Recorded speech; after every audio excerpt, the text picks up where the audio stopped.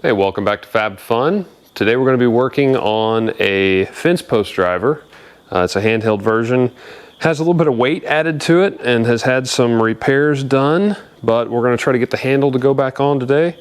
It'll require a little bit of grinding and some welding. Hopefully it'll be a pretty simple job. Stay tuned.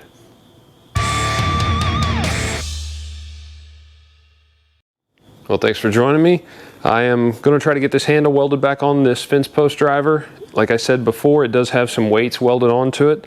I don't know if that helps a lot or if it just wears you out a little bit more, but doing this for my ex-brother-in-law, and hopefully we can make this usable once again. The first thing I want to do, if you guys want to take a closer look, is it's had some welding repairs done. I want to grind a lot of this off so that when I re-weld this I can get better penetration and hopefully have a stronger weld here. So we'll grind these welds down, grind these down, and see what we're dealing with. I used to not get too concerned about hearing protection or eye protection,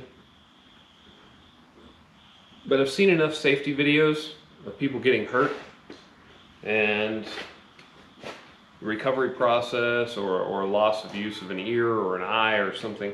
So I try to do a little bit better. So if you're doing projects, give yourself some hearing protection.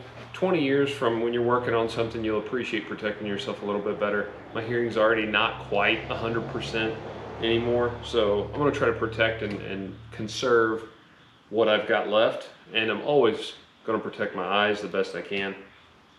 Other than that, gloves can be helpful, especially when you're dealing with some hot stuff. And when I'm grinding on this and eventually start welding, I'll switch to the welding gloves and give myself some additional protection. What's up, buddy?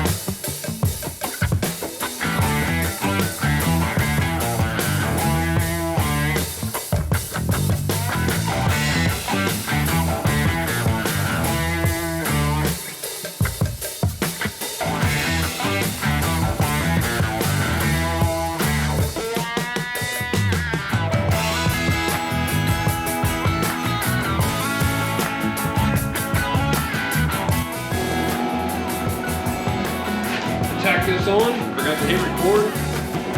Hopefully it's straight enough.